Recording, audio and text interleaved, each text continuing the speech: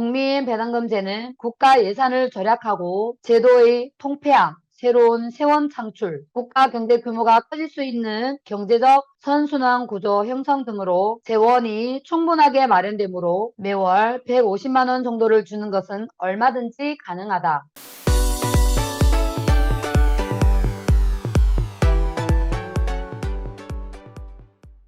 안녕하세요. 상단TV의 란입니다. 오늘은 만세용어 허경영을 아십니까? 5천만 국민이 꼭 읽어야 할 필독서입니다. 그럼 지금부터 읽어드리겠습니다. 국가의 시혜인가, 국민의 권리인가? 기본소득제는 국가나 지자체가 국민에게 기본소득이라는 혜택을 주고 은혜를 베푸는 것이라고 볼 수 있다. 이 혜택 내지는 은혜라는 것은 받을 권리가 있는 것이 아닌데 받게 되는 것을 말한다. 말하자면 국민이 자신의 힘으로 살아갈 능력이 없으므로 국가가 베푸는 은혜로 기본소득이라는 배급을 받는 것이라고 보면 된다. 따라서 기본소득이라는 것을 받는 것은 일종의 배급을 받는 것이라고 볼 수 있다. 따라서 기본소득제는 정치적으로 사회주의 느낌이 강하다. 공산주의와 맥이 닿는 제도라고 할 수 있다. 국민배당금제에서는 국가를 주식회사로 국민을 주주로 보기 때문에 국가 경영으로 들어온 수익금은 당연히 주주인 국민 모두의 몫이다. 따라서 국가 경영에 필요한 경비 외에 수익금이 주주인 국민에게 배당되어야 하는 것은 당연하다. 말하자면 배당금은 혜택이 아니라 국민의 당연한 권리이다. 당당하게 배당금을 요구할 권리를 행사하여 받게 되는 것이다. 또 국민배당금제는 자본주의의 토대를 두고 있다. 주식회사와 주주, 배당제는 모두 자본주의 개념이다. 회사가 수익을 많이 내면 주주의 배당이 커지는 것처럼 국민 배당금도 국가 수익이 많아지면 월 150만 원 이상도 받을 수 있다. 기본소득도 인간답게 살아갈 수 있도록 보정책을 마련해 달라는 생존권 혹은 사회권에 의한 지급이라고 볼 수 있지만 이러한 권리는 사회주의 국가의 배급받을 권리와 크게 다르지 않다. 그리고 이러한 제도는 국가가 국민을 통제하는 수단으로 악용될 수도 있다. 은혜와 권리, 여기에는 엄청난 차이가 있다. 기본소득제에서는 국가가 주체이고 국민은 국가의 보호와 통제 속에 있는 대상이다. 기본소득은 국민의 자존감을 훼손할 수 있다. 인간의 자립과 자주정신을 건드린다. 생존권의 보장 차원이라고 해도 왠지 당당한 기분이 들지는 않는다. 그러나 국민배당금제에서는 국민이 국가의 주인이라는 점이 강조된다. 국민은 주식회사 대한민국의 주주로서 국가 경영 수익금에 대해 당당하게 자신의 지분에 대한 배당금을 요구할 수 있다. 따라서 국민배당금제는 국민의 자존감을 높이는 제도이며 국민을 실제적인 주인으로 대접하기 때문에 진정한 의미의 민주주의를 실현하는 제도라고 볼 수 있다. 재원 마련 방안의 차이. 기본소득제를 시행하려는 사람들은 투기소득에 대한 중과세, 소득세 최고세율 인상, 법인세 인상, 토지세, 다국적 기업의 공소과세 등을 재원으로 하는 방안을 검토 중이라고 한다.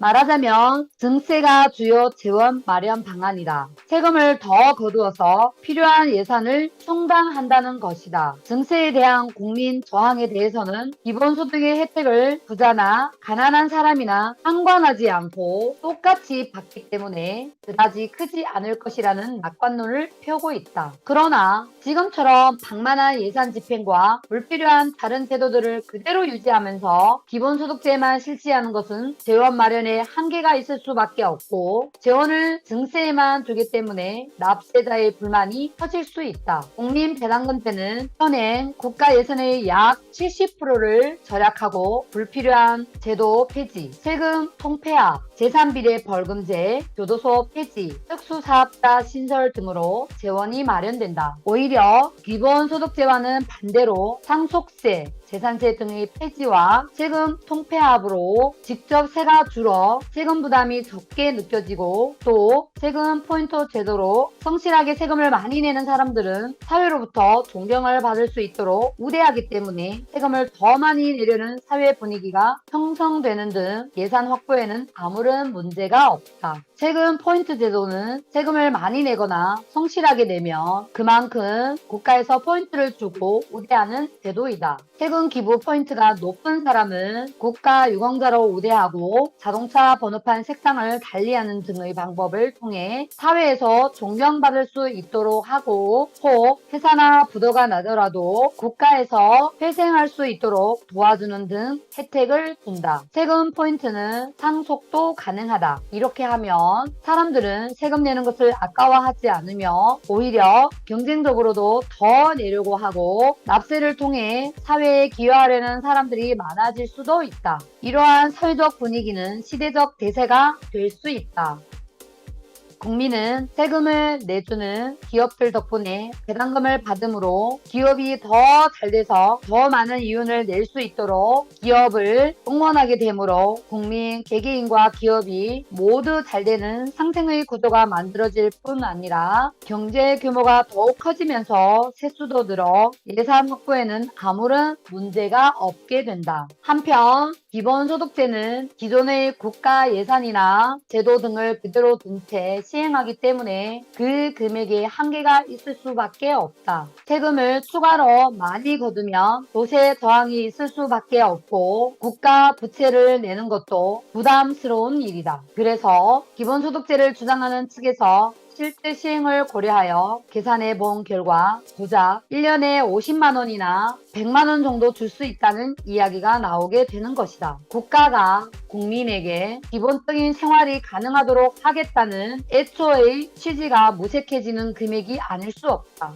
반면에 국민배당금제는 국가 예산을 절약하고 제도의 통폐합, 새로운 세원 창출, 국가 경제 규모가 커질 수 있는 경제적 선순환 구조 형성 등으로 재원이 충분하게 마련되므로 매월 150만 원 정도를 주는 것은 얼마든지 가능하다. 이처럼 기본소득세와 국가혁명당의 국민배당금 제도는 제도의 성격이나 이의 재원 마련 방안, 직업 금액 등에서 확연히 다르다. 오늘은 여기까지만 읽어드리겠습니다. 아직도 이 책을 구매하지 않으신 분들은 요 아래 댓글창에 링크 걸어놨으니까요. 거기에 들어가셔서 구매하시면 됩니다. 오늘도 향단TV 끝까지 시청해주신 모든 분들께 감사드립니다. 구독과 좋아요, 알람 설정은 라니에게 큰 힘이 됩니다.